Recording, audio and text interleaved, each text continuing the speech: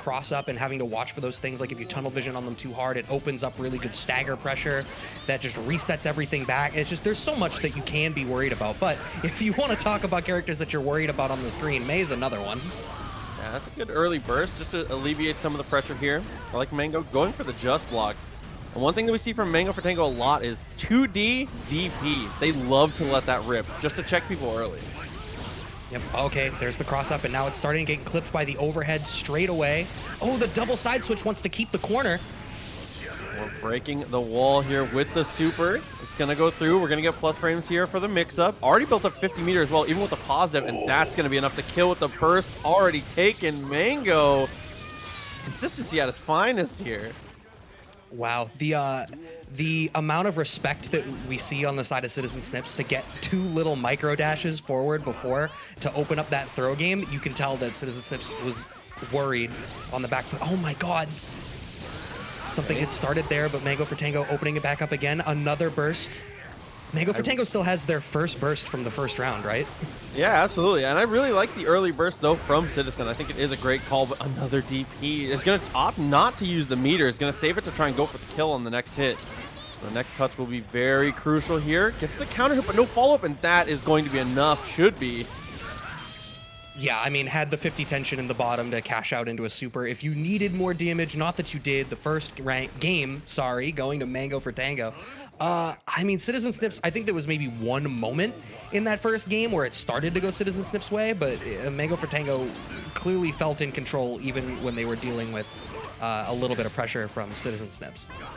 Okay, dash up throw again. Trying to get a read on the defense here from Mango. Mango's very content to down back in a lot of these situations. There's another great throw. The pressure is coming through, and Citizen might be able to take the burst here, but no, there's the wall splat. So falling behind here is Mango. Kind of tough in this situation here, especially with Mei having positive. No reason to really overextend.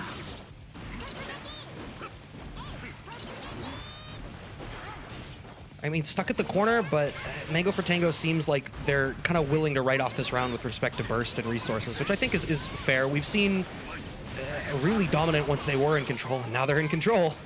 Yeah, and that's a great situation there. Being able to not use any of your own resources and get the burst out of Citizen. Even losing this round, just being in that far behind of a position and being able to get the burst is such a huge win. Yeah, it's really easy from the armchair to be like, oh, I don't agree with the burst. I mean, wanting to close out the round after how dominant that first game was, I can get it, but now you know that you're going to be worrying about whether you get to close this out. You're presumably going to a round 3. I'd say the triple overheads from Mango, looking for the low. YRC, DP's out. Mango, no fear in his heart. And he's going to break the wall here, I think. Yeah, I think drag that out long enough, did not get the meter for the super on the wall break, but any poke will close it for this round. The blue RC back drift to try for the punish. The Dolphin catches it anyway. There's another throw. Okay, so Citizen one mix up here. Gold burst. Mango betting it all in this situation. Gets a cross up with the 6P. Very nice stuff. Yeah, if we want to play purely an economics game, that's not a bad way for that round to go for Citizensnips if you're going to lose the round. You got the burst at the absolute last second, and the round took long enough that you have yours. You're not in an awful spot for this round, all things considered. Yeah, absolutely. Trying to stay away from the counter position, dashing through, and I like that. Just Dolphin just to pressure, and then dashes out, just takes corner out of the corner, actually. Okay, 2P mash. Yeah, I like that. Just checking the overhead. Really smart stuff. So it's 50 meters as well if he feels like he needs it, but there's the overhead, and the burst is baited. Super. It's going to do so much damage here. What is going to be the mix-up for the follow-up? Citizen still has 50 meter.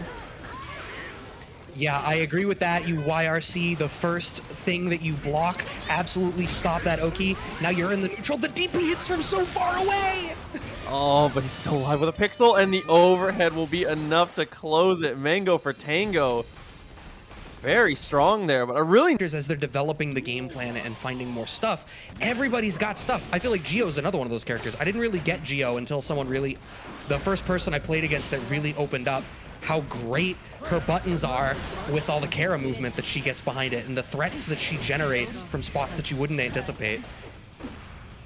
Yeah, Early on, Grover actually already got the burst out of Dante. Dante, I think that is usually a good call here as Eno, not having really great defensive options. When Gio gets close, able to break the wall with the super already. Grover has so much momentum going into this wall break. Gonna be able to get plus frames. Yeah, this is tough. I mean, I like just kind of sitting here, waiting it out a little bit. You have to deal with the red RC mix, the blue RC to try to get out. All right, pressure's gonna start now. Okay, just holds the first stroke. Grover content to block in that situation. Maybe just a little bit of data. Punishes the Tatsu from Dante. A little bit of footsies on display. Oh my god. 2P mash works, but Grover's greedily hanging onto this burst here. The round has gone on for long enough that Dante has their burst back. PRC to try and read the burst. Oh, I think you just got to cash out the damage there and see if you can take the burst. Oh, and 5P. Grover is willing to swing on that mix. Didn't believe, and it was a great call. Yeah, I mean, worst case scenario, if you get clipped by anything, you could burst immediately and still salvage the round, or you could just kind of throw the round away and take it all for data. Back throw, seals the corner. Okay, close slash. Huge plus frames. Nice tech. And Dante mixing in the backdash. I really like that. It's a better option than tech if you know it's coming. And then burst for momentum and screen positioning. Oh my god. This character. Shades of Vegito. No backdashing allowed. RC getting aggressive once again. Dante not able to really get too much grounded pressure though. Gio a little too dominant in that sector. Grover still has burst here. Ooh. Next hit will do it. Goes for the double overhead. Closes out the round, does Dante. All right. That's 2 into the stroke. I like the stroke into 5K as well after the hit. Just try and check about the counter hit. Grover back in control, but the defense from Dante is incredible. Eno doesn't really have defensive options like that. He's holding up really well.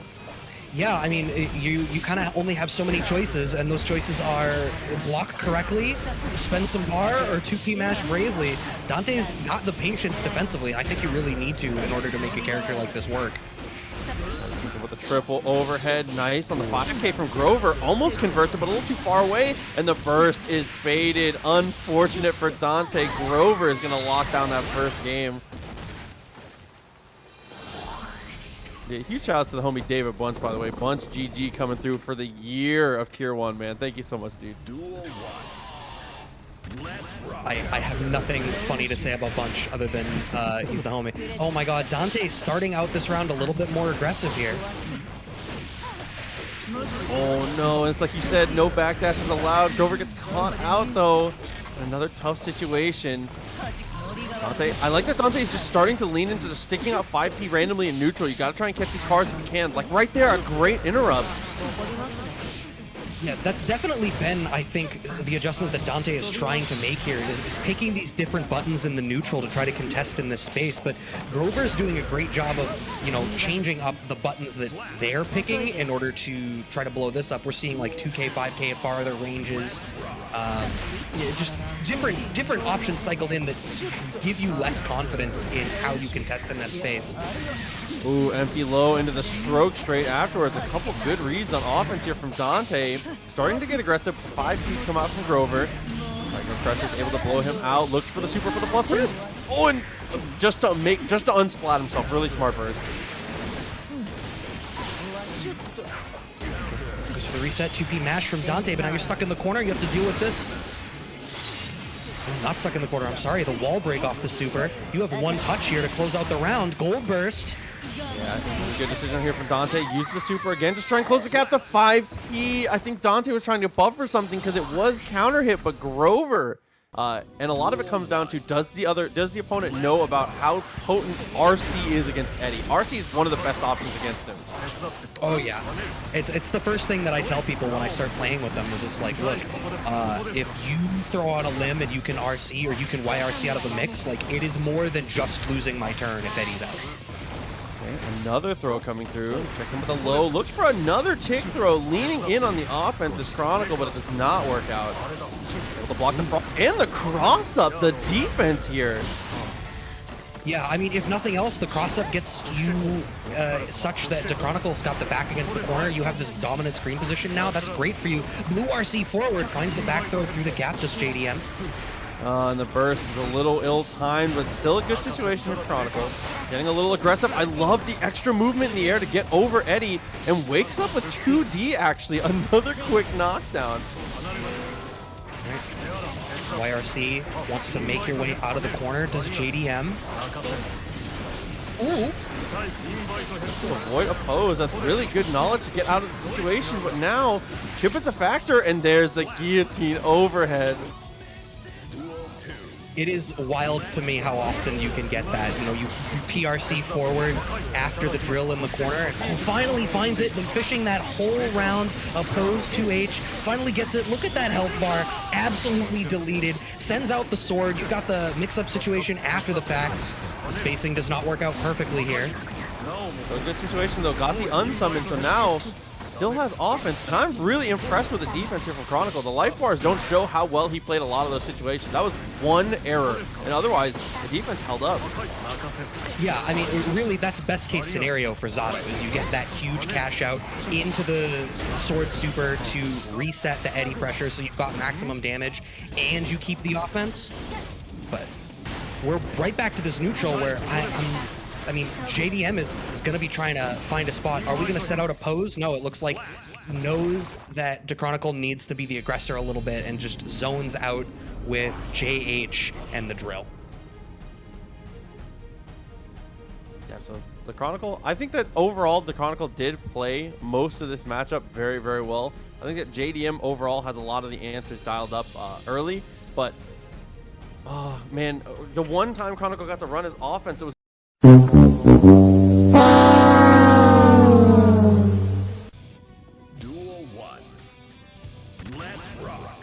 getting back into the final game here.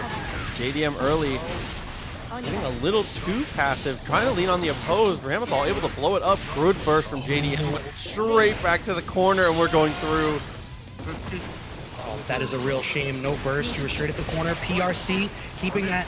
Oh, went to chase the air approach from JDM, but managed to not quite contest the ground space on the way down the way that I think Chronicle had meant to. Mini S, the burst gets blown out though. This might actually be enough to kill. Crucial drop. Max meter here for Chronicle though. Any touch will certainly kill. Yeah, that's tough. I feel like that's that space, right, where I look, and with JDM at the life lead, my gut is like, all right, you can just sit back and play some neutral, but you need to respect the supers on deck from Chronicle. With the full 100%, on reaction to anything, could have just thrown out the lasers, PRC forward, and you have to eat some mix. So JDM did not have the amount of momentum that you might have expected in that situation. 2D's out of the 5D. What a reaction, and the burst is too high, but JDM gets away with it. That was, what did I even say earlier when we were talking about Zato play, and I had people that were hitting buttons through the close S into the fuzzy 2D, 5D. Here we see Chronicle clearly familiar enough with the mix. Burst the bait! It's the burst, I should say, even. Oh, and that's going to be enough to chip. So we're going to go to the final round now. Chronicle's able to be the aggressor early in most of these games, and that's where he's seen the success, but now caught with no swords. Throw and pushes to the corner. Oh, this is tough though, as Zato managed to find the way out though. Forces him to block the drills, takes it all the way to the corner. Looks one more knockdown, wake up super, it's actually blocked. Record string, but JDM just backing off. Okay, starting to get aggressive with the 2S for the OTG. Close S, no burst. Ramlethal actually gets the knockdown. Again, Chipp is a factor here now. Got to consider FD, and the Chronicle, unfortunately, succumbs to the frog. It unfortunately didn't pan out. We are loading in on the next one, Idiosyncrasy and Sleepy Justin. Sol versus Nagoriyuki. And this is a tough matchup for sure. I know a lot of players say that Sol is their worst matchup, but I've heard very consistently from the Nagoris, this is one of the only characters they're really afraid of here. I think Nagori has a great matchup spread against most of the cast here. This is probably the one struggle he's got. Yeah, I can see that. I mean, once you're in this level 3, if you get to the point where you can kind of start your offense, there's a lot to respect. But I mean, you know, he has tools that can navigate around some of your best mid-range options. Agreed, but still, mid-range is the domination location here. The 5K just tries to check early. Gunflame catches the backdash. Sleepy Justin getting aggressive here. Command throw. He almost converted that jump K, actually. Wow. Jeez. All right, this corner pressure really strong. Elects to spend the red RC to try to keep stuff going. Ooh, okay, Bandit Bringer out, but gets sniped. Yeah, that close flash again. All 3 5S is doing so much work. Gets the knockdown. Chipp is a factor now. It's going to spend RC and is perfectly spaced to stay out of the way of the 5K. Now, do my eyes deceive me, or was there a little bit of an updrift on that red RC that was canceled? I think there was. Was there even more baked into that we weren't prepared for?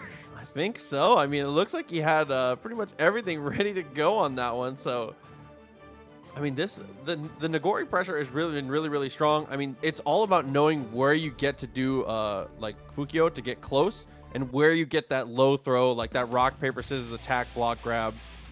The mix-up game from Nagori is just a pure guess once you have your stuff airtight. It's going to be about Sleepy Justin just not getting put in the situation. I mean, it's the classic fighting game conundrum. Just don't get hit, man. It's wild how much of the cast is like that, though, right? Like, how much of the cast is like, wow, when they're on the back foot, that sucks, but once they're started, they're busted. I saw somebody in a chat was like, you know this game is good because every character is busted when they get to start. Good 5K punish there from Sleepy Justin. Bringer is blocked, and he backdashes because he recognizes the spacing. Off the clashes, Idiosyncrasy actually wins out. Tries to bait the burst, but Sleepy does not bite. Right. Has to burn the burst to Sleepy Justin. Idiosyncrasy cheats forward on some space with the super jump. Walk forward to bait the DP. It's a shame you didn't finish because that would have been OD. And that is enough to kill Idiosyncrasy off the throw. Sleepy Justin almost had that was almost a Twitter clip here. Very close one.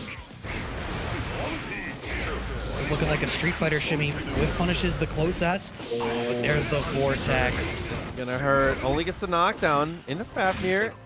Oh, into the throw. Very nice structured pressure here from Justin, but the 5P mash breaks out. A lot of respect after that YRC, but Idiosyncrasy ends up pulling the trigger first. Oh, throw from max distance. Gets the knockdown. Looks for the mix-up. Justin's in trouble here. Wow. I think literally just got that burst back, did Sleepy Justin, in order to keep that 5K from killing him.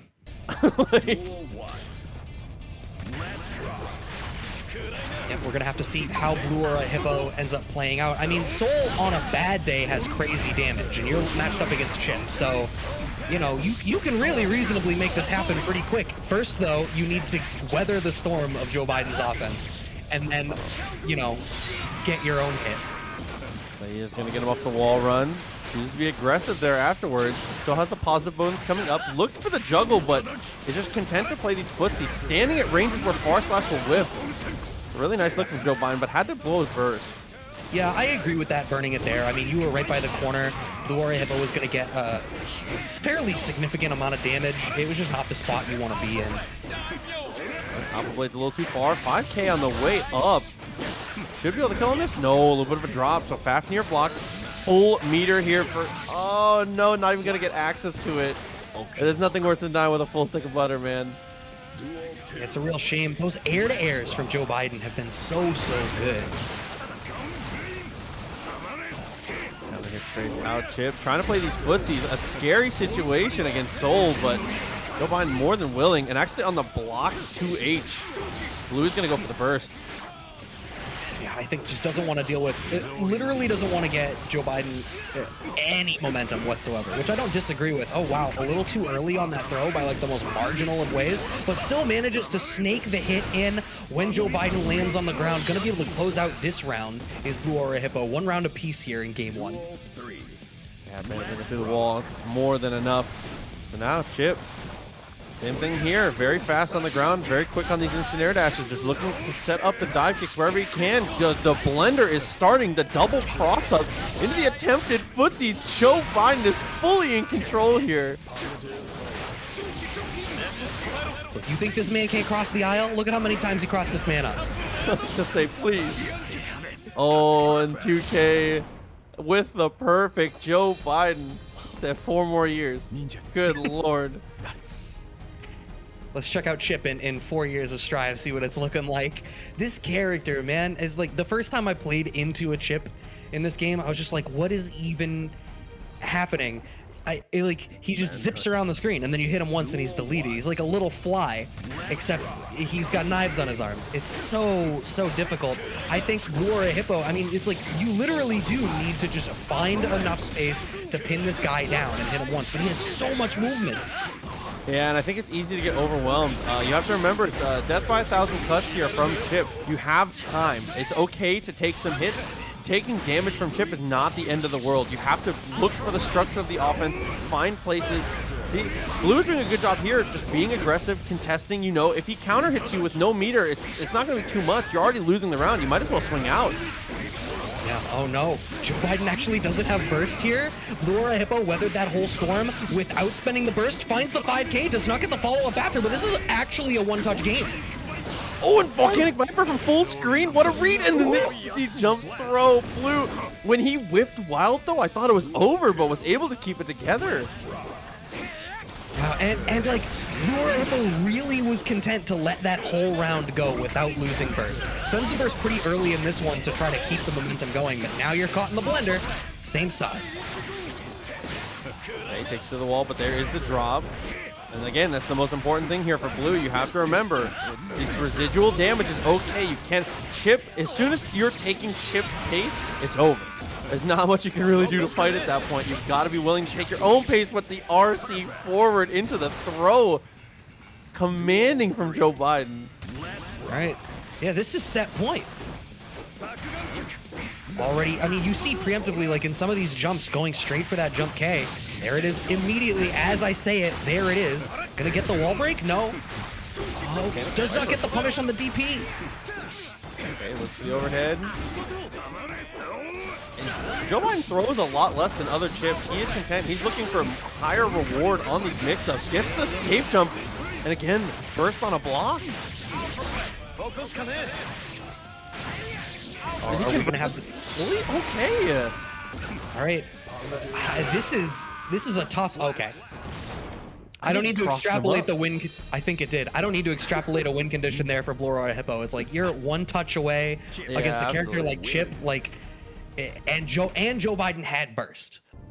So this is one of those unique things, man. Mirror matches are tough. You guys have the same toolkits. You know the strengths. You know the weaknesses. I think that both of them know.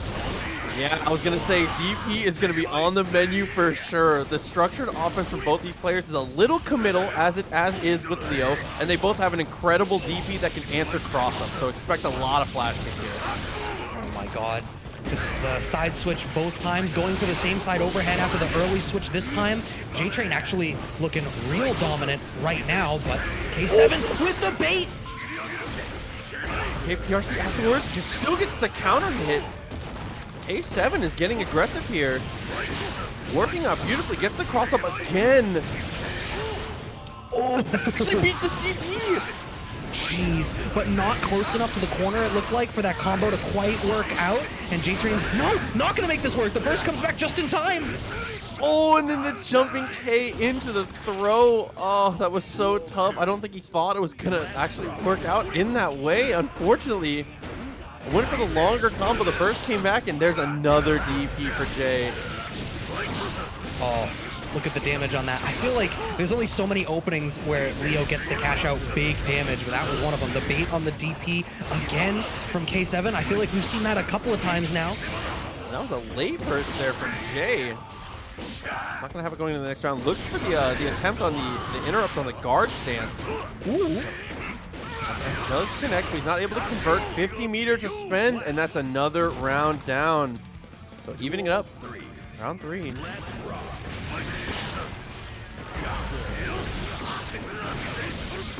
Okay. Another flash kick just to interrupt. Oh, and one good DP deserves another. Straight back with the answer, and then 6P to follow. But again, these two are just not a care in the world. Back and forth on the reversals. I mean, you called it off the rip that that's what it's going to be. This is, I mean, they call this the gorilla character. We're watching these two bang their chests. PRC checks them low. Oh, and then Meaty Fireball actually connects. He still has burst though. Oh, and he's going to die with it. Oh. I wonder if the hope was to burn burst in the middle of like an attempt at opening up a mix-up structure to try to maybe gold burst in a gap to get the bar to make the round work. Because I know, I mean, obviously you didn't burst in that combo because you don't want to burst at the end of a combo. You only get so much damage nullified. But in that position with that little life, it's not a huge difference maker. Take the guaranteed reset to neutral.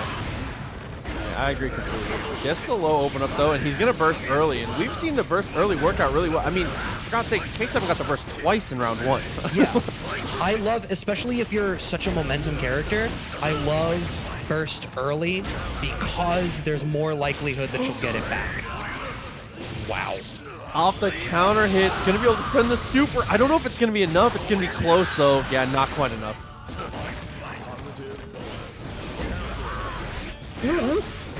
Oh, went for some sort of stagger reset, ends up staggering into the DP, but the wake up back throw from K7 Showoff closes it out for the first round here. He did 5 SDP, dude. I love it so much. Looking for the cross up, ends up staying same side. K7 on the momentum here with the back turn. Oh! Oh my god! That was a clash on the DP.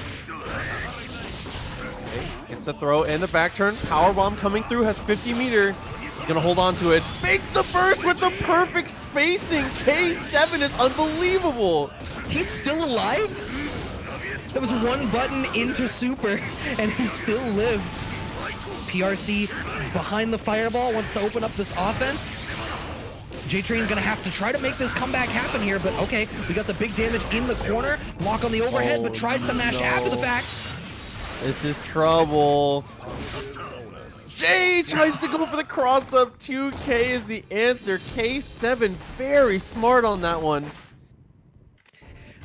I feel like that was one of those situations, as we watch this game expand, I feel like people are going to better optimize how to not break the wall in some of those situations. That reset to neutral there was a real shame for JayRain. Linking back into the 5K there for K7? Dude.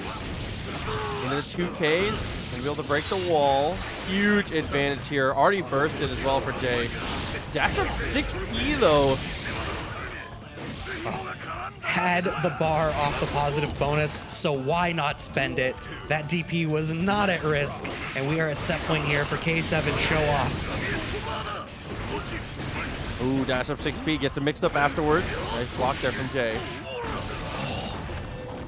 The spacing on that 5K, immaculate.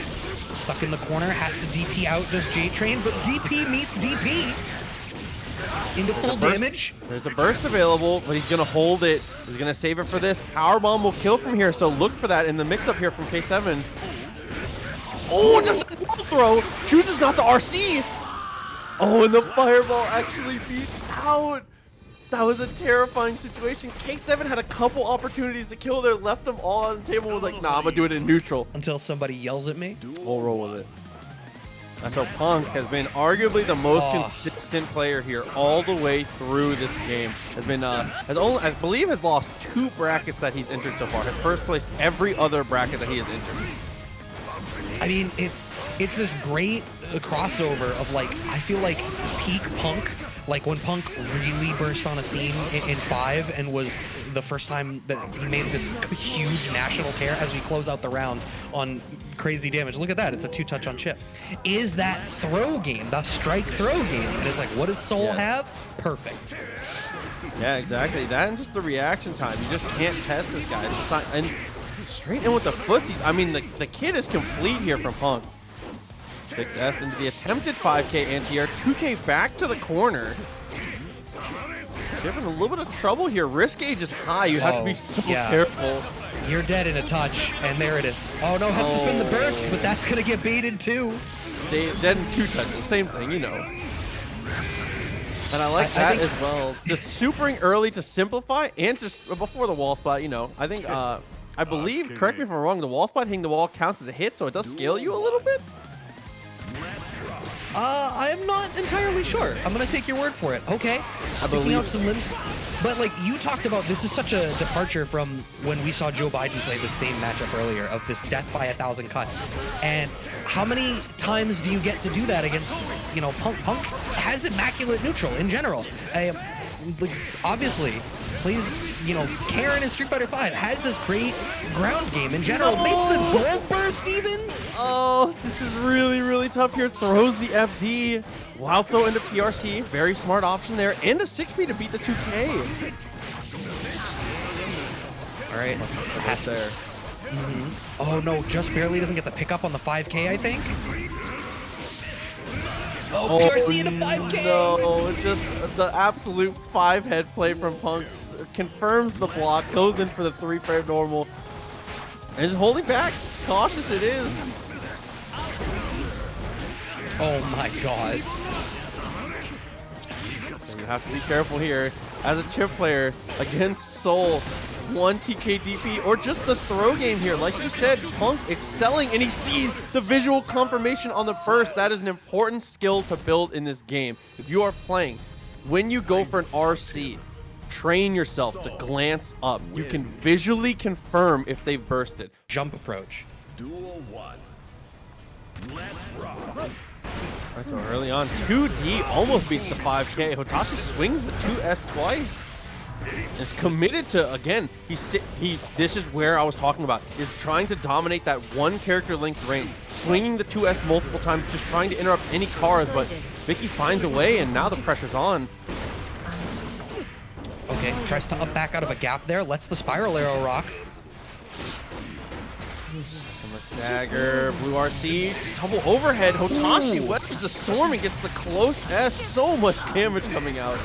So that was one of the things I was going to say, is I feel like if you are comfortable with reacting to the different sort of turn-stealing options that Geo has, your close S is a functional anti-air and is also your biggest party starter. I feel like if you're feeling really comfortable in that pocket, doing exactly that is going to be great. Opening up much more aggressively this time is VickiViper. Hotashi already stuck in this P1 side corner. The problem, gets the safe jump, another throw, taking it back to the fundamentals here is Vicky. Looks for the overhead, plus frames all day, spiral arrow as well. Hotashi just content to block, but the risk gauge is building and you cannot block forever here. Something's gotta give. Yeah, we're seeing these tools utilized so much, and you can see Vicky is flexing right now. Like, this is the knowledge check. Like, at what point are you gonna start to blow up these options? 6P beats both. Looks like looks like the option starts now. That's gonna be knocking through half the life gone here for Vicky. It's like crucial to get this first game. Guys, just blocking the dash back, PRC on reaction. Hotashi dialed in and gets the 2H, but no confirm. Vicky still bursts.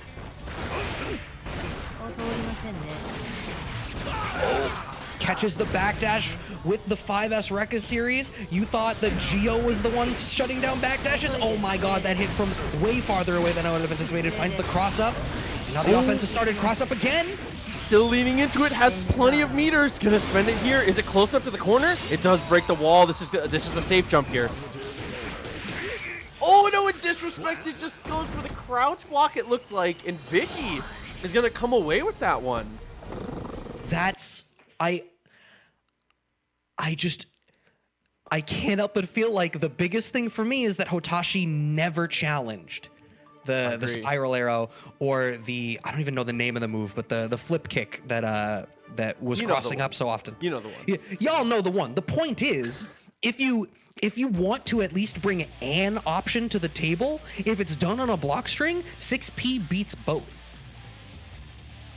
So, I mean, there is a tool that is available, and you don't have to differentiate between which one is happening if you're in the pocket, and you just need to shut down an offense and make Vicky slow down a little bit.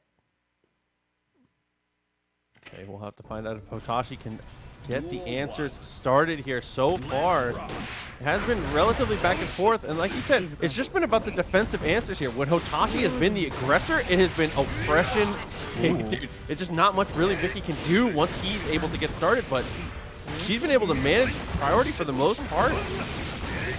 Another knockdown. Hotashi getting aggressive, lands the command throw. So with the wall break, still has burst for both players.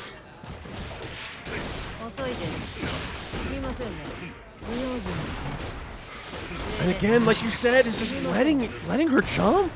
Like, she's going to the air constantly and getting away with it. Finds the back throw to close out the round. Yeah, it's a strong situation for Hotashi. Back dash. Ooh, what a punish. That was just a big read on the round start. Hotashi trying to go to work here.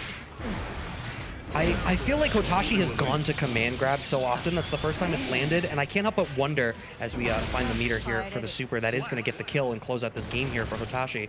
I can't help but feel like the command grab is something that Hotashi is fishing for so that they can go a little bit more wild with the special moves. I saw somebody asked how you close the color of the RC in the chat. So the RC color is different depending on where and when you RC. So, if you cancel a move on hit, it's red. On recovery or on whiff, it's purple.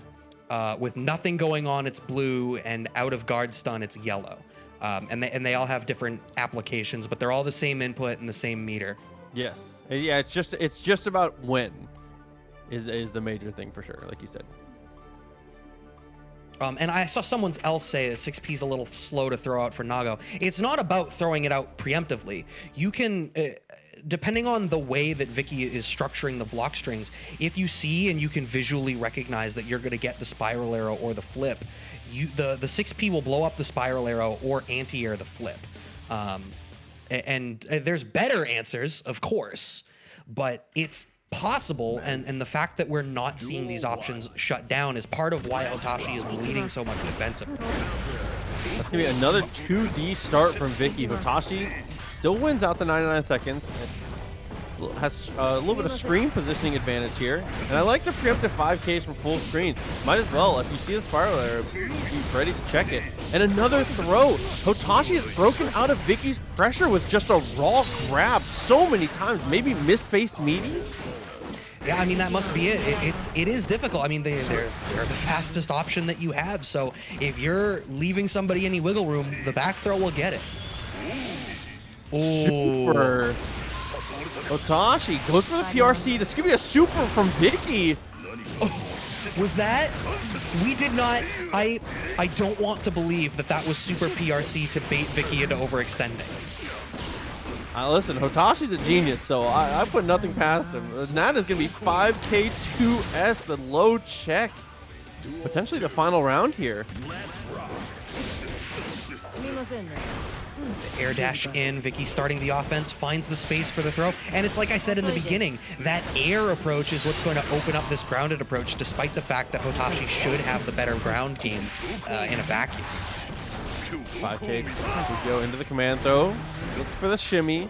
Vicky not biting, full meter here. Oh, but close S in the burst, too high, but there's not a huge punish. Oh my goodness. Yeah, I mean, no, I don't agree with that. Oh yeah, Hotashi's gonna try and bet it all again with the air super, 2 for 2. Vicky is batting 1,000 here on just the whiff punishes with the super. I think that Hotashi is tunnel visioned, and that round is very indicative of it. I really don't agree with that burst at the end there. You had the round to deal with. Now you're on the back foot here. You're already in the corner. You know what would be great? A burst. Oh, gets another throw. Vicky is at such a huge advantage here. Almost full meter. Keeping aggressive, making sure to stay plus frames, while Hotashi swinging out. Gotta buy yourself some space. There's another air super. VickiViper again. Wow. That's super. But I mean, there wasn't really a reason not to go to it. I mean, first of all, we had seen Hotashi kept to the ground game a lot. And they know when to be belligerent, right? Mei has the pass to be belligerent sometimes, and they know right when to turn it up. Yeah, I think that's one of the things, is like, especially with a character that can bulldoze through the screen the way that characters like Mei do. Knowing when and when not to is super impressive. Speaking of impressive, gonna immediately blow up this P1 side wall. Not quite a kill, but it's gonna be one touch here for Punk. Gets Oki, empty low, gets blocked by Papa Leo. Oh, and lands the command throw. So now it's gonna be able to get aggressive. Empty throw. Takes it to the corner now. Nice. Punk going for the jump that time and then burst out of the situation. Yeah, jumping to block High Dolphin is usually the best option you can get there. So blocking it on the way down, she actually gets a really strong mix-up if she has meter. Oh, wow. That was so smart. Oh, no, it whips this time. Oh, but there's no punish. Oh, the amount of clench through the end of that round. But you know what? Like, Papa Leo lost the round, but managed to burn Punk's burst in the back half of it. So, I mean, if you're going to lose a round, you still have yours, and they had to burn theirs in order to keep it. Not the end of the world. You're stuck in the corner here, though. Need to slowly work your way out. The whiff punish on the far S. Backdash almost comes through. Has to block Fafnir. And yeah, 2P just to check. Very nice. Another command throw here from Papa. But there, the safe jump mistimed, it looked like. Okay. This is a crucial situation here. Taking the corner. One more hit will do it. No, it's just going to be a wall break. But actually, let's unsplat. He's going to go for the kill. I wonder, was that like an attempt at trying to go up and meet him after he unsplat in the air and was maybe just a little early? Yeah, I think so, but Papa Leo unfortunately isn't able to FD that final fireball and is going to get chipped out. All right, well, that's the first game, but there was definitely, there were a lot of very interesting ideas at play there for Papa Leo that I want to see how they continue to play out. Some of the different ways, like the whiff punishment on, you know, far slash to dissuade Punk. We saw, you know, immediately kind of tuned into the way that Punk was trying to use Gunflame and navigating that through the block string pressure pretty effectively. Duel 1. Here we go. Into game 2. Nice little backdash there from Leo. Gets the counter hit. Double counter hit, actually. Into the 5P mix-up. What a little reset there. Yeah. I think Leo is going for a lot of these little resets in these situations, and I think it's really, really effective. It's working out great. Oh, yeah. Oh, no, not quite. Still alive. And Punk, about as scary as he can be in this situation. That is a safe jump, I do believe, from that situation. Papa Leo, a quick one on the first round. Yeah, I mean, it was just these great, you know, little resets off of 5P pressure, and then that great hit in the corner. Oh, okay. Okay. A little bit of footsies there for the fans. Look at the different tools that Punk now has to use on the ground. Having to cycle to, you know, success at these farther ranges because trying to navigate in and open up off of like close slash has been difficult. Now we're starting now though. Oh, and again with the throw. Next touch will do it. Papa YRC. Oh, tried to be too aggressive. Punk sniffs it out the backdash. Going to the round 3.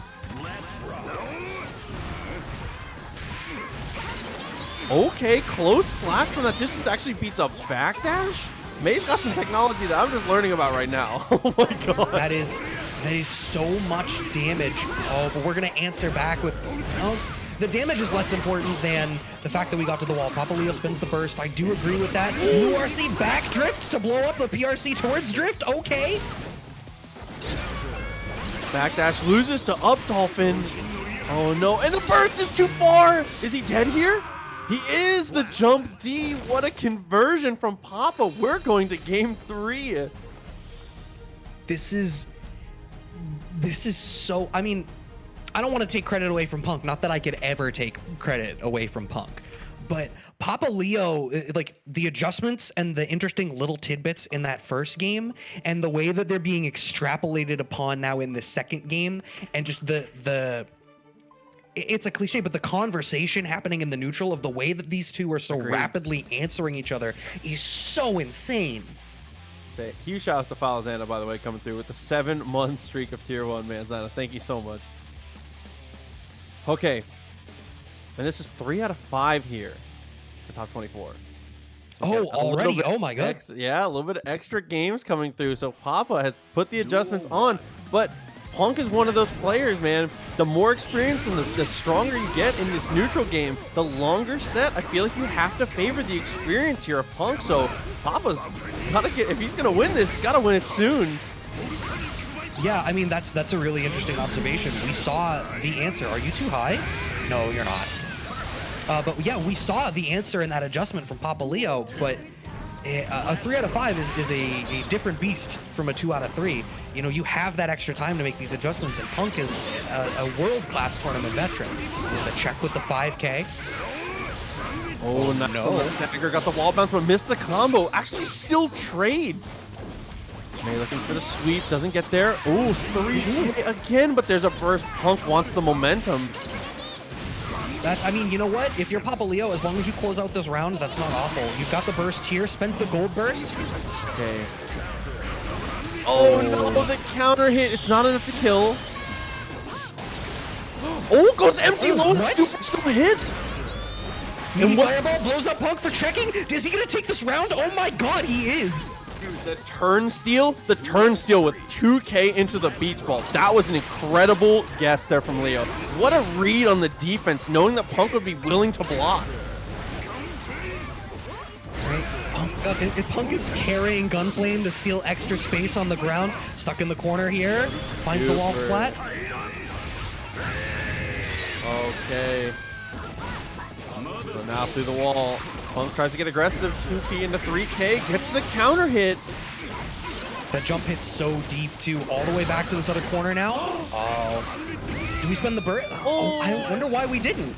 Yeah, I think once you see Bandit Bringer, I think you have to rip it. There's just no other situation. That's a tough one, but unfortunately, Papa's gonna die with the burst there. All right, I mean, that's 2 games to 1 here for Punk, but again, it is 3 out of 5 now, and like, was there an adjustment made? Yes, but Papa Leo is still bringing different things to the table in every game. So we'll have to see what we bring through into game 4 here. Leo putting Punk to the test right now. Punk seems up to the challenge, though. Again, that perfect going into the first round of game 3. Like we've said, Punk is a player that's more than capable of predicting the adaptations and adapting on the fly, like preemptively, just guessing where you're headed with it. And that's what a lot of what we saw in game 3. Oh, 6P doesn't quite get there. So neutral resets, but Leo worked so hard and won so much stage space, but then missed positions once. But now, back to the corner is Punk. Yeah, if anything, I'm actually curious that Punk would be so defensive at the beginning there. Oh, gets clipped, has to spin the burst. That would have been huge damage. URC forward drift finds the 6S. Hey, getting aggressive. Fake Gunflame to steal the turn. Easy to check from Leo. Papa, 5K on the wake up from Punk. And he finally he's mixed it in. Leo has gone for run-up command throw in almost every situation right there. Finally, close slash to blow it out. Leo's adjustments are coming through. Yeah, oh my god. And just, it's so much of this is opened up off of straight back to the command throw. You thought you were going to understand, and just because you got a hypothesis doesn't mean that's real. Finds the 5K, gets the side switch. Hey, aggression here. Up, Dolphin, not a care in the world here for Leo. Back to the corner. Punk is about to have burst, though. So, in this situation, next hit, Punk will have access to that burst. But, I mean, Leo has done a decent job of baiting that. Oh my god, the PRC forward right into the 3-frame 5K. Now you're stuck in the corner, goes for the reversal super. And he's actually safe there. Leo's going to burst, and the burst corners Punk. How did that happen?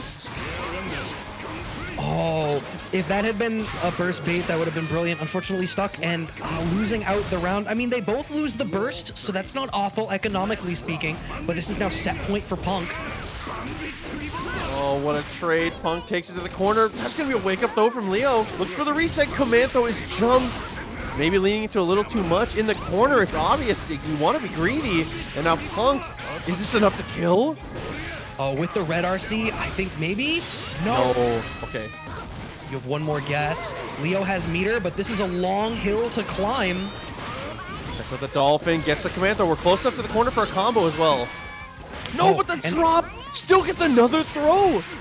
And Leo has a burst. The second Leo has to block anything or make a hard read. The burst is on the table. Punk has all this bar, blue RC, just to be able to react to what's going on in the mid-range there and backing off. Leo can't overextend.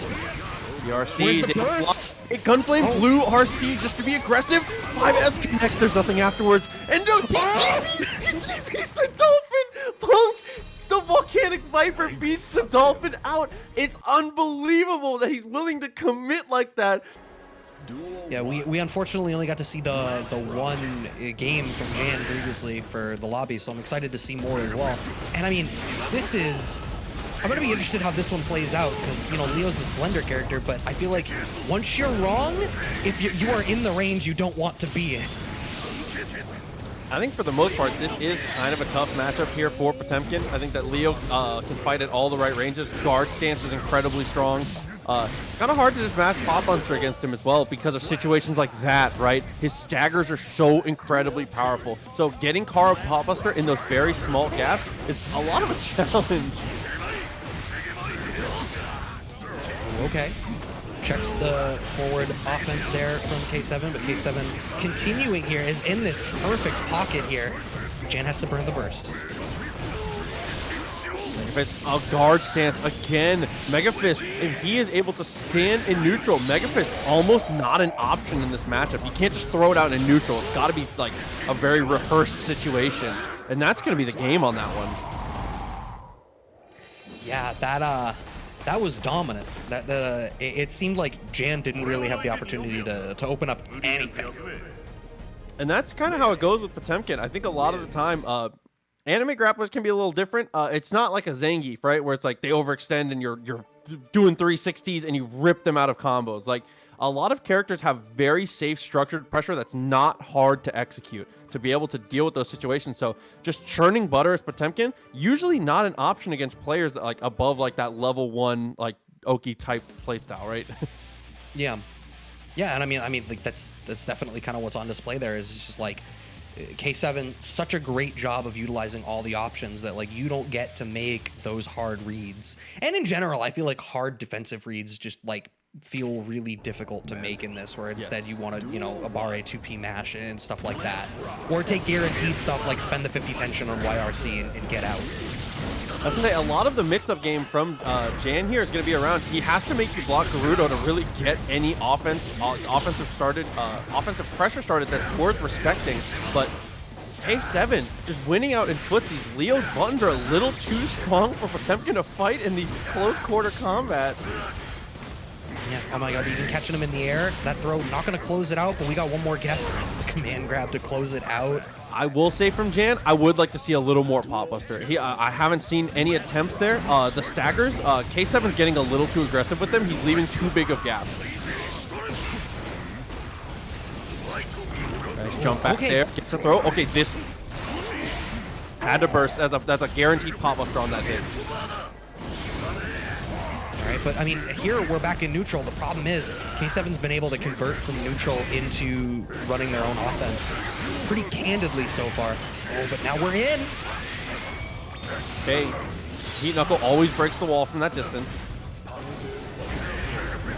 Oh, and 5S. And one of the strengths is being able to do 5S and having infinite time to be able to buffer things. That Mega Fist is being buffered every time you see him throw that 5S, just in case. And that is an empty jump Kara Pop Buster.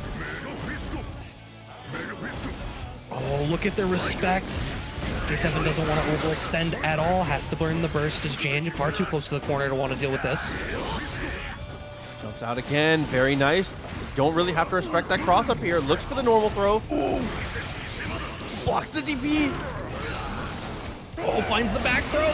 There's a burst on deck for K7. Has to spend it. This is very underutilized from Potemkin here. You get to buy infinite space. The Aegis Reflector coming behind you. It's still there. Oh, cycles back to the low. Does K7. Jan stuck in the corner now. But any sort of errant hit will do this. So Jan extends the stagger sequence even farther to catch Jan trying to extend and blow him up in the gap.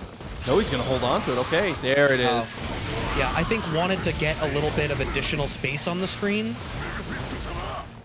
Oh, good use of the air dash to be able to get out from a K7. And now he has a meter, goes for PRC, and just 2P to answer. Very nice. All right, that's 2 games there for K7, but Jan is making some adjustments. Obviously, a very different game than that first game was. I think some of that was, you know, Jan definitely was, I think, a little bit more willing to take some risks in some of these staggers. Yeah, I think that's a lot of it. That and just doing a better job of getting out of pressure. One thing that not enough damage specifically, shouts to the homie Eddie, does quite often is if he doesn't respect your pressure, he just buffers backwards Mega Fist just to see what happens. And Jan is starting to lean into that a little bit as well. As soon as there was a gap in that block string, he just immediately back Mega Fist. The cross up doesn't make it across. Counter hit. That's close S afterwards.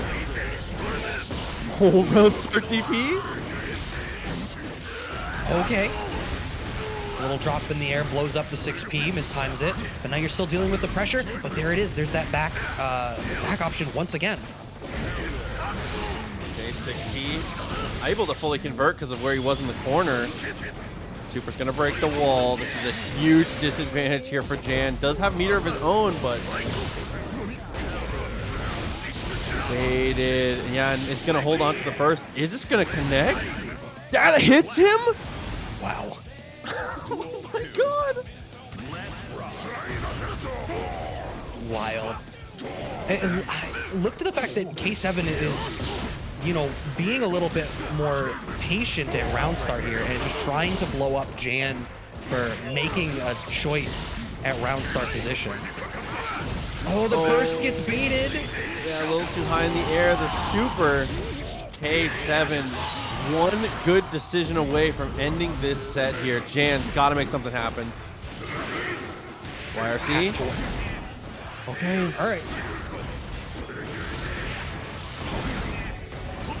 All right. Never stop to get aggressive here. 6K. No, not canceled. It's punishable. Managed to get away with it. Ooh, okay, back throw. Absolutely still doable. Mega Fist forward, so brave there from Jan. Oh, another one? Oh, it did nothing. I think that was a DP bait. It must have been. Finds the back throw. There's been so much patience. K7 in that range has been willing to just kind of hold some down back. If it's not DP, it's down back. Look at the amount of times that we're seeing these extended periods where they're right in front of each other doing nothing. Hey, backdash is there, really strong. That's another option that we haven't seen a lot of from Jan. Mega Fist is blocked, nothing afterwards. Oh, and finally has an answer for the JD. Uh-oh. Got caught trying to do something, stuck in the corner now. Oh, was that a reset? Gonna get the wall break here. It's not okay, so still has meter. It's a good situation. Jan has an opportunity. He's gonna use red RC, baits the DP, doesn't get the counter hit though. Oh, that's a shame. That could have been so much more. Purple RC behind the fireball, finds the back throw through the gap anyway. Are you dead? He gold bursted the fireball. He gold bursted a fireball and then walked through it to be able to get positioned for that mix-up. There's no way he gold bursted on purpose, right? He gold burst and then held forward and just took a leisurely stroll underneath Leo to get close enough for that mix-up. This Jan. the big brain. Dude, I can't comprehend cosmic scale. This is unbelievable. Wow. He said, "I'm gonna need that meter. I'll spend it first instead." Okay. And I can't help but feel like the longer this goes, a grappler, the more comfortable they get in neutral and navigating, you know, the screen here, the better that's gonna be. Yeah, when you're thinking, it's the scariest part against any big body character in any game. As soon as you're thinking about your decisions before they happen, that's when they can get that aggression started. Hammer stop for the mix-up. Tries to backdash a DP. RC for the aggression. Another connection here. I feel like Jan is getting clipped by the 5S at that farther range pretty consistently, and I wonder what. Oh wow, the super catches K7 trying to make something happen. Finds the command grab. Okay. From max distance there, Jan knowing that the Leo Fireball was not going to connect there. Okay. Getting scarier by the second here. Slide head is punished. So we're in the corner now. K7, show me what you got. Got to do something here. When you have these advantages against Potemkin, they cannot go to waste. And air throw is a great way. That's a lot of mental damage, to be honest. Oh, finds an anti-air. Gonna get the side switch? No, the DP from K7. Oh, I think he wanted to maybe get underneath and side switch again, but it wasn't able to. Jan is so confident in his mix-up game here that he is no longer even making him block Garud on situations that are guaranteed. He is just going straight in for the high-low 50-50 type game. Doesn't even want the plus frames. He said, I'll risk it. Wake up RC? No, just gets the throw. This time he's going for Garud. Oh, this is going to be big. Has 50 meter in the back as well. Burst just came back from K7 though. Slide head there? Just the normal jump forward for Jan to go for PRC slide head. That is either an execution error or somebody sent him a 50-page docket on K7 afterwards. That is an unbelievable thing to go for. And to have it work out?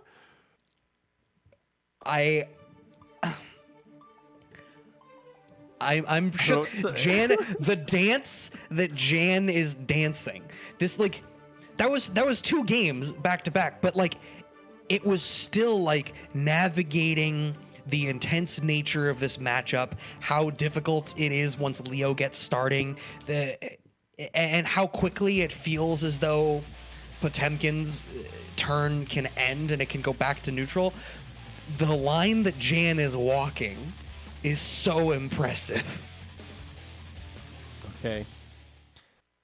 Ooh, final game here. And this is where we get to find out how K7's mental is, man. To be as ahead as he was and be put into this situation. Gotta find out how those tournament nerves are. Good standing block on the charge JD, but K7 still gets advantage and he's able to get the burst from Jan.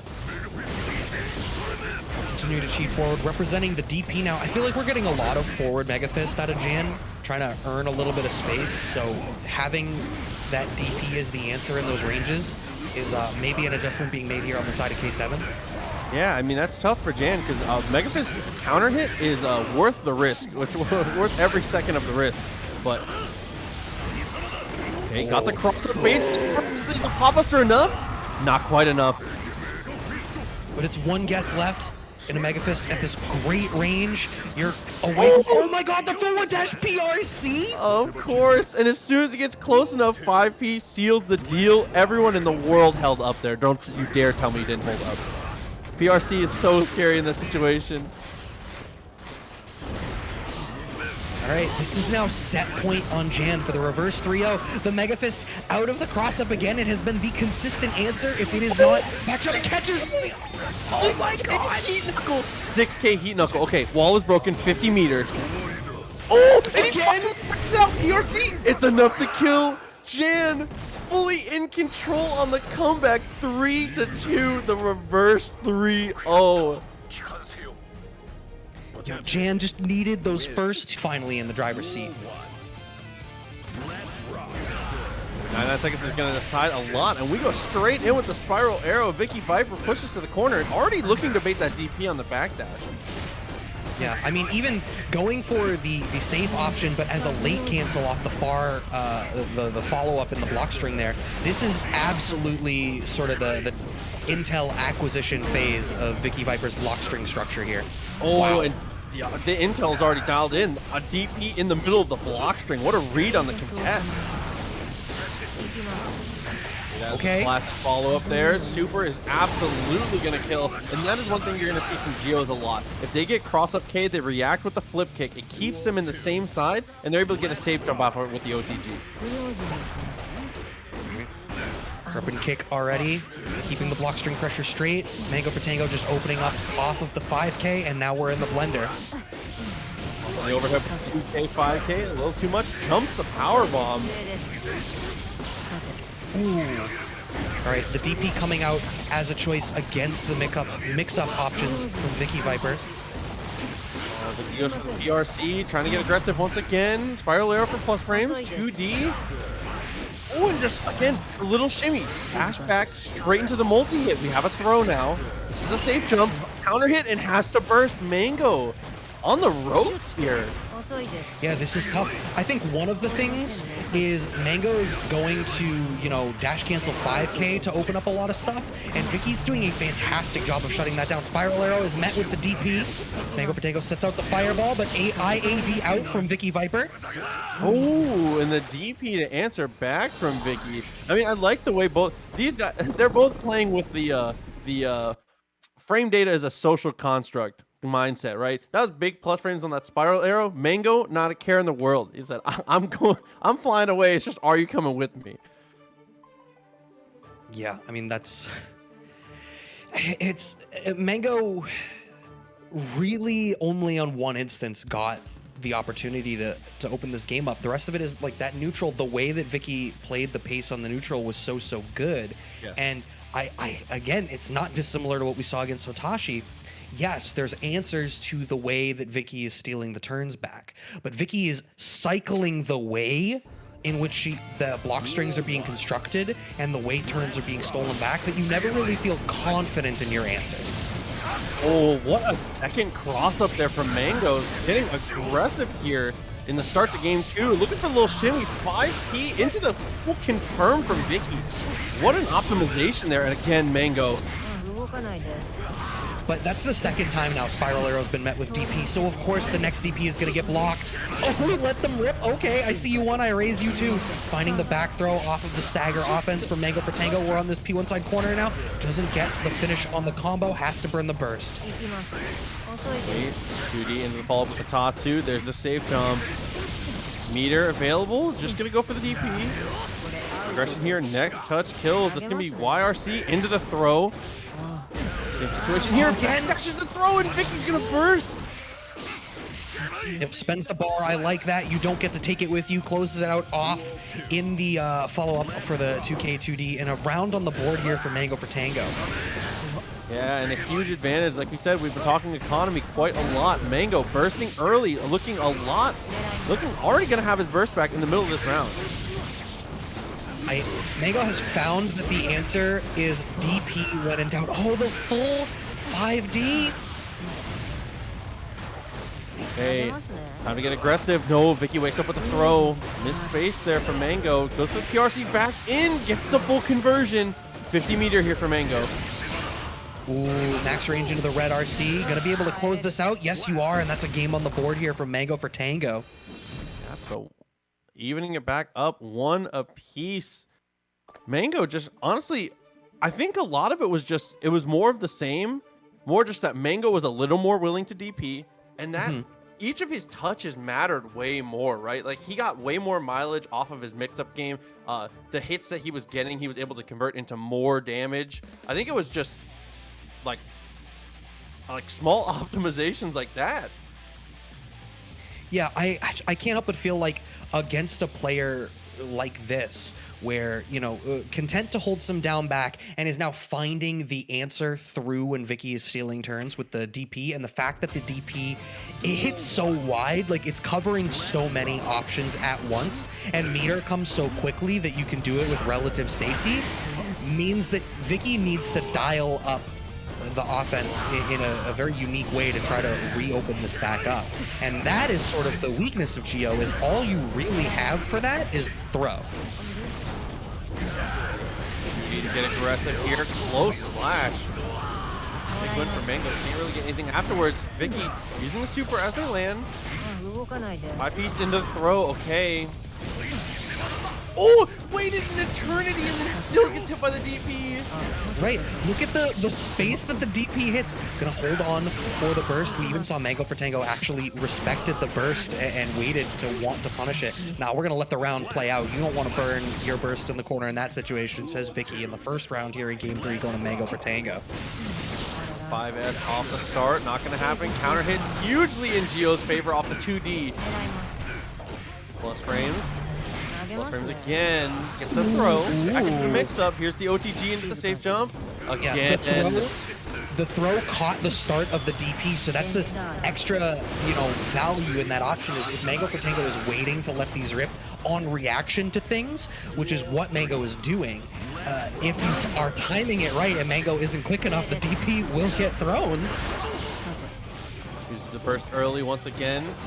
Hallmark here. I see that for a lot of Leos in general. I think that's just a Leo player thing, not even a Mango thing.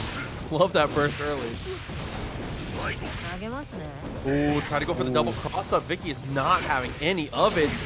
Patience from both, and then the late DP. Like you said, Mango's reacting now with these DPs.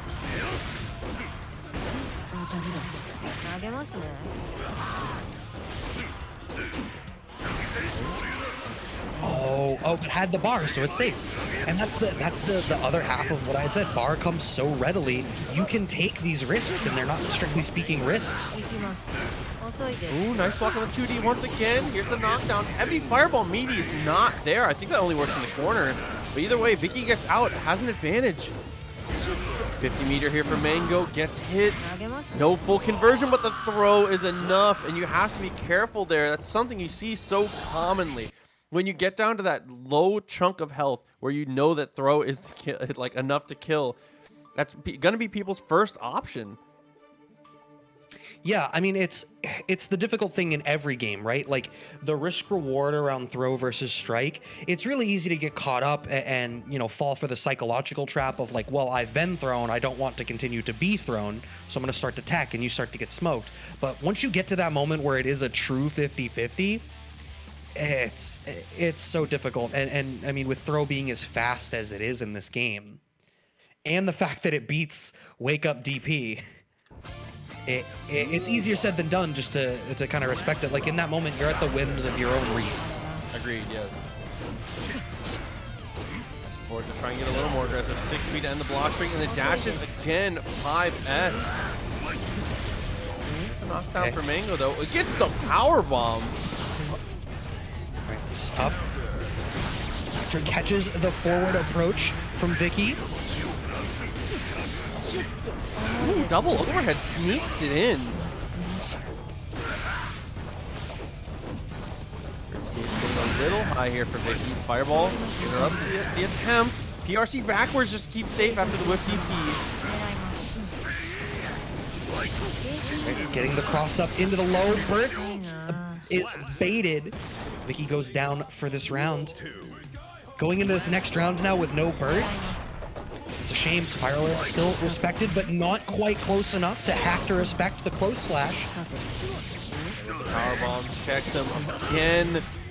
Mango's getting so aggressive. Oh, 5P little check attempt from Vicky. Doesn't work out. There's the 5S knockdown. Mix begins.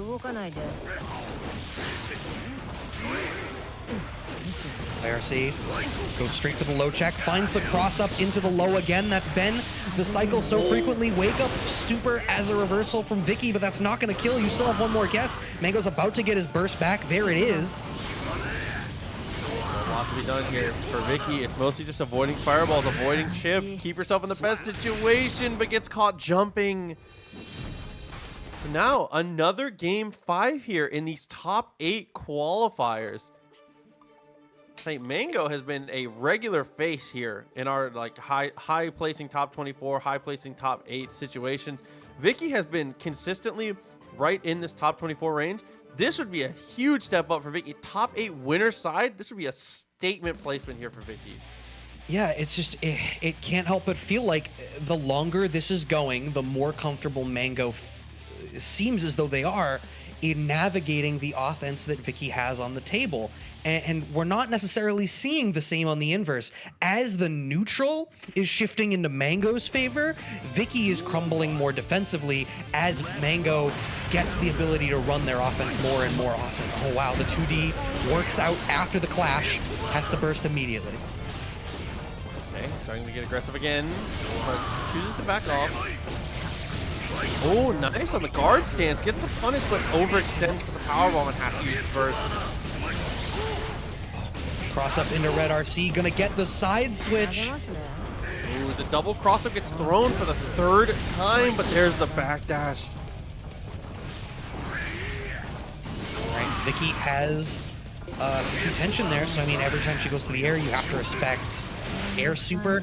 Oh, okay, catches the air approach over the fireball. Mango for Tangos caught that round out with the patented fireball PRC, cover the air, and this is set point now for Mango for Tango. Yeah, at this point, I think the only piece of the offense that we need to take out is Mango's got to stop going for the double cross-up. It has gotten thrown every single time. Leaning into this powerbomb, it has been working out so often. Oh, no! That's gonna be it! Oh no, he too high! Oh no, okay, Vicky, one more shot.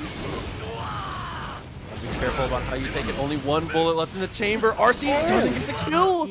But the fireball... I think RC'd it too early. I'm even watching on the, okay, I did not catch it on the playback, but it just, I think the expectation of the RC was that 2P would kill, but it was not in range after the fact. But it doesn't matter when we close it out at the end of today already. Giovanna versus Nagoriyuki. So instead of reflecting on themselves, they blame the beasts. All right, here we go. Time to blame the beast. For hell. And just a sidebar, I think Nagori might be the coolest in this costume. If it's not Nagori, it's got to be Chipp, but just look at this man. Oh, yeah. Oh, we're letting the intros rock. The highlight on the blade is just too clean, dude. Giovanna versus Nagoriyuki. Duel 1. Let's rock. Okay, so 2D to start actually connects straight away. Idiosyncrasy opens up a throw to reversal. Ah, here comes the mix-up. Wow. No fear on the pressure and is able to get the back throw. Yeah, that was so aggressive just off the rip, but we're reset back to neutral. Problem is Idiosyncrasy here in that top tier of the blood gauge, so now you need to respect these sword normals so much more. Grover's gonna have to try to navigate all of this, but now we're in that range where you can kind of make it happen. Oh, you are never safe! Oh, whiffs the throw. This is how Grover gets started. Oh, but again, mistimes it potentially. But, oh, Idiosyncrasy tries a little too hard to burst the... Okay. The Ric Flair chop? It's just ended. Oh yeah, I was trying a little too hard to bait the burst there. It still works out. Okay, these really delayed Gatling cancels here from Grover, really trying to force Idiosyncrasy to make some sort of decision, but I feel like Nago is not usually going to be the one that's going to be trying to swing through these gaps. I feel like you do need to... Oh, the 2H anti-air. RS. It's a double dash there. Important to note that you can dash twice in a lot of those situations as Giovanna. You can push the corner off of just about anything if you're willing to spend the 50 meter. All right, backing up to full screen. We're back in that tier 3 blood gauge. Has to burn the burst once Grover does get into range. Oh, the blue RC gonna catch him in the air. It's actually not enough to kill. Idiosyncrasy still is absolutely. Grover setting up. There's the burst. Blue RC, they're both Blue RC to try to make something happen, but Grover tries to overextend with the spiral arrow, but Idiosyncrasy has that tier 3 sword. You are sincerely never safe. Oh man, yeah, from that distance, not a lot you can really do. Idiosyncrasy very smart to swing it out. And that was an incredible recognition of the situation from Grover. Grover sees the RC and then uses the RC of his own and can visually confirm that Idiosyncrasy is whiffing a jump air throw. That is a free hit every single time. So the presence of mind for Grover to get aggressive there, it needed to be a button, not a throw. The throw was just not quite enough. All right, loading in here for the game 2. What are the adjustments going to be? I feel like both of those rounds were super, super tight, only just barely going Idiosyncrasy's favor, just on the strength of the really powerful ground game available to Nago in that tier 3 blood. The normal throw knockdown. Fukyo into 2H. Fukyo 2H. That is the block strength of a confident Nagori. Again, same thing. Just calling out the jumps.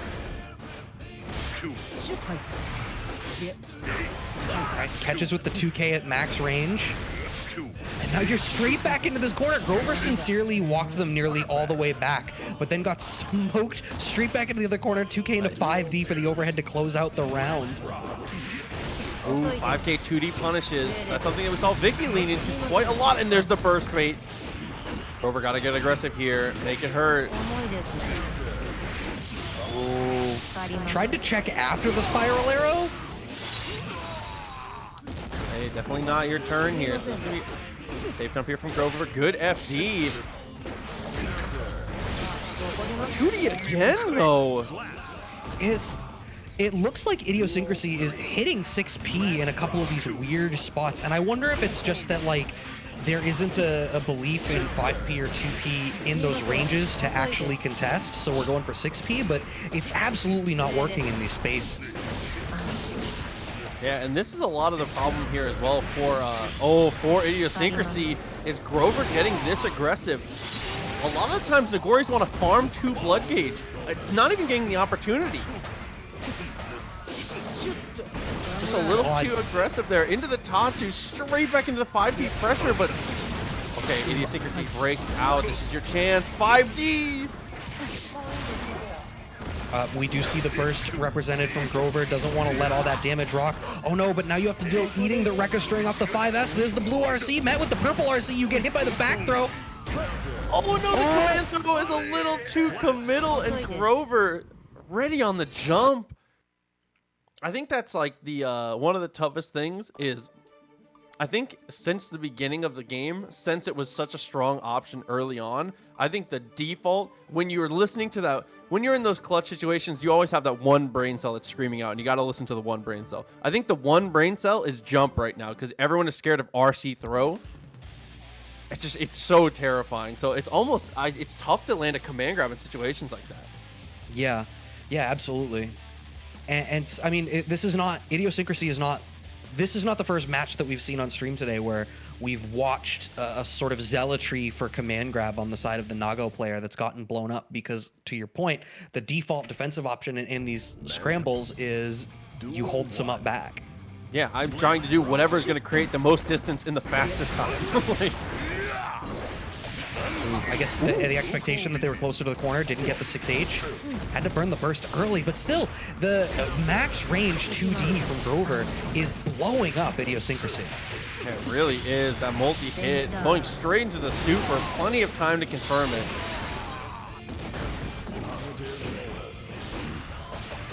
Ooh, attempted a little shimmy, gets the throw afterwards. Jump, YRC, oh. The YRC, yeah.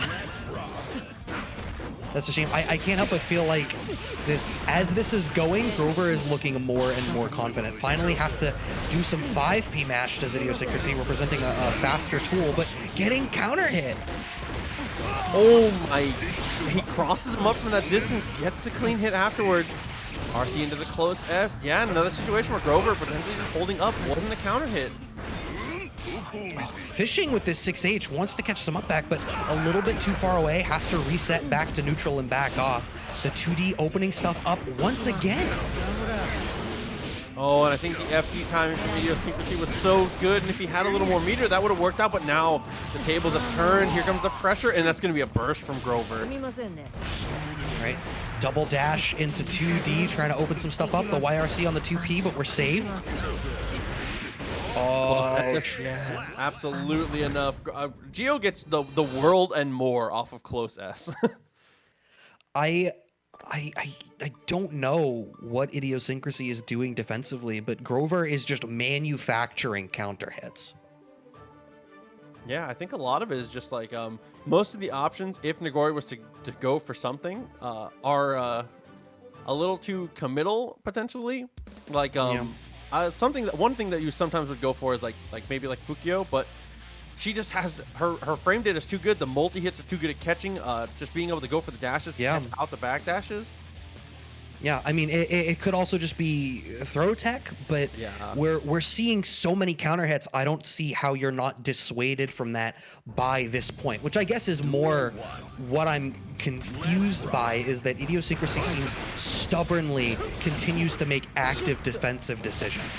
Okay, gets caught out there on the punish. Aggressive with the close slash. Tried to call out the spiral arrow there, not quite. Yeah, I mean, Grover just backing off, waiting for a more authentic opportunity to reinsert themselves aggressively, and does find it. Oh, I like that dash up into the 2S. Trying to bait something out from Idiosyncrasy. Nice knockdown into the mix-up, but just back from Grover escapes. Right. Reset back to neutral, but this isn't awful for Idiosyncrasy as long as you can stay in the pocket. You've got the blood gauge exactly where you need it, earns the burst from Grover, and catches the forward movement attempt with the 5H. The next round, 5P, and we've seen that exact 99-second interaction quite a few times. I want to see Idiosyncrasy lean off of the 5K. 2Ds clear the option for Grover, but he's back on the offense.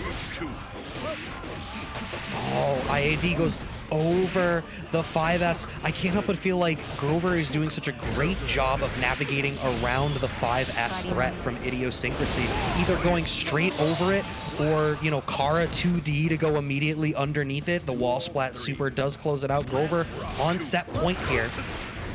Careful, that's 0 at worst.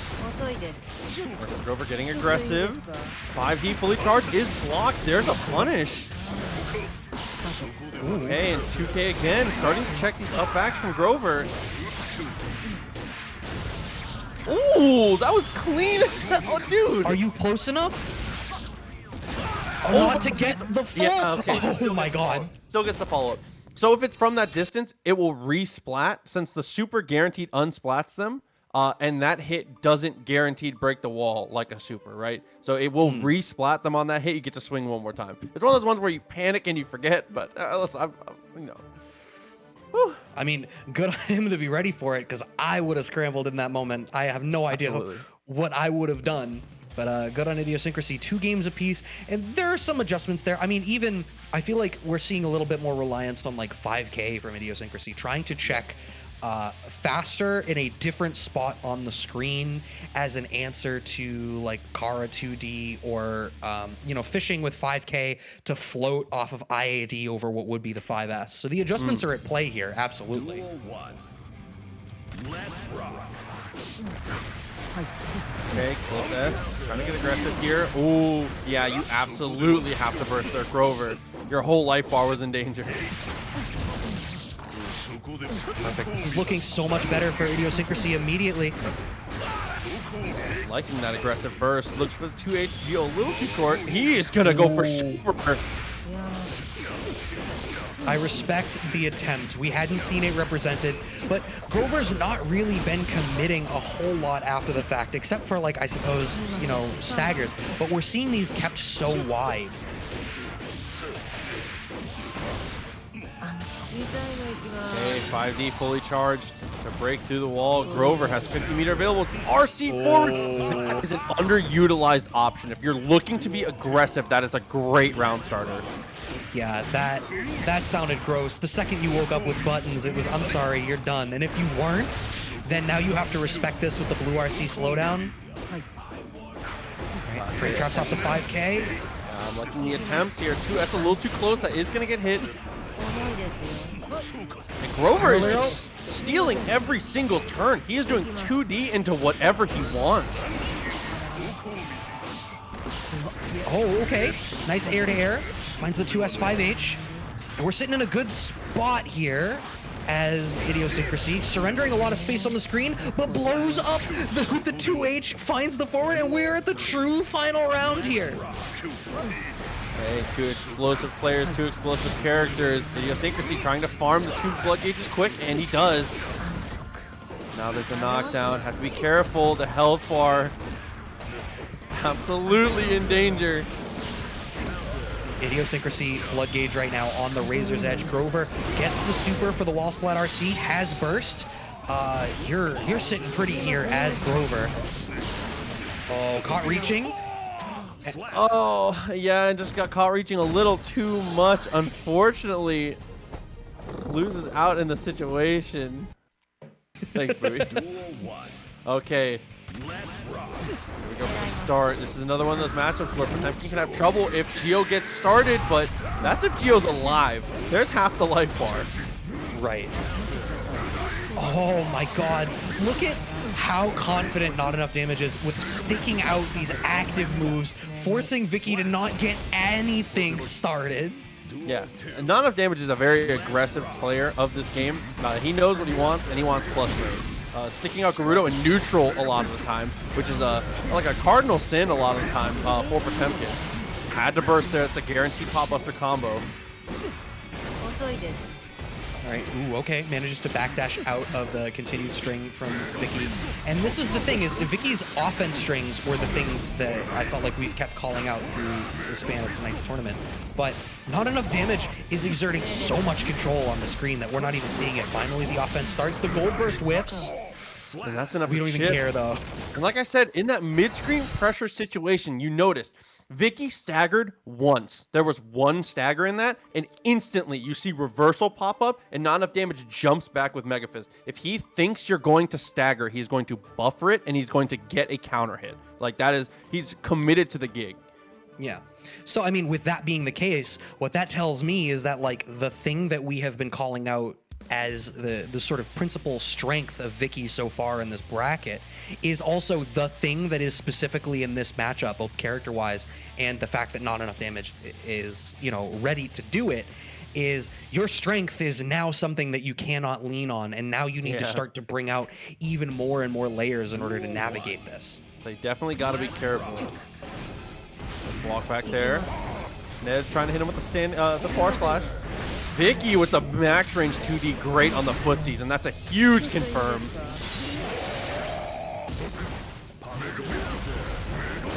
I mean, how confident do you feel just backing off and playing neutral on a life lead here? Like, probably not very much. Yeah, absolutely had to burst once again. Enough damage, trying to get aggressive. There's a good punish on the backdash. The cross up, here comes the vortex. Oof. Yeah, will it blend? Yes, it will. Has to spend the YRC. Oh, is that gonna punish? Yeah, very consistently, Not Enough Damage has been going for hammer stops there. Vicky with the absolute call out. Right. Continuing to check here, has to try to challenge with the 5P. Okay, still in range there, but slowly getting worked into the corner, even so. Oh, the burst and the corner reset position. Okay. Ooh, far H, just trying to get it what he can. It's the cross up with the jumping H. RC forward drip to keep him in guard stun. Actually doesn't work out with the combo, so that's gonna be a super punish now. Almost 50-meter built up here for Not Enough Damage. Gotta 6P those flip kicks. Potemkin has the 6P for it. And yeah, that's a combo every time. Yeah, you called it out again. It's the same thing. You know, you start to try to steal these extra turns. If Not Enough Damage sniffs it. Yeah, if he thinks for a second, he's gonna jump backwards. It's just, it's a strong option that not enough Potemkin players really access. Oh, wow. After the flip, still checks with the 5P. Oh my god, that damage. Now you're stuck in the corner. Oh, you know that it was gonna be grab, was gonna be the attempt, but had the 50 tension for the PRC to check both options. Oh, blown up at round start for trying to do something that was not block. In fact, looking at the playback, it looked like it was some walk forward. Yeah, straight in with 2S. Oh, man. Yo, Not Enough Damage. Looking very strong in those situations. I think that the only possible thing he could change is if he starts anti-airing 6Ps. I think he has covered all the if he anti-airs the flip kicks with 6P, I think he kind of has a spread covered of all of the offense Vicky's bringing to the table. Vicky needs a change up and fast.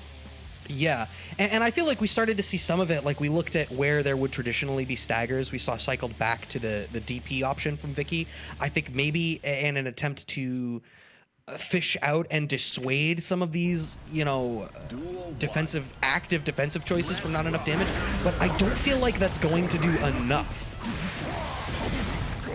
Hey, that's like over plus 20 on that situation. Gets the knockdown. 6H is the call out there. You're good. You have to swing with confidence if you're going to try and interrupt, but now your life is forfeit. I think Vicky has the right idea, mashing in the right places, but not confident enough to follow up on those choices. Oh no. Getting aggressive again. That's going to be a burst from not enough damage. Blocks the spiral arrow, but goes straight in with the backdash. Oh my god. Purple RC to try to find the command grab. It doesn't find it, but this is such a good position. Even this back throw seems difficult. Oh, even through the flip, not enough damage was ready.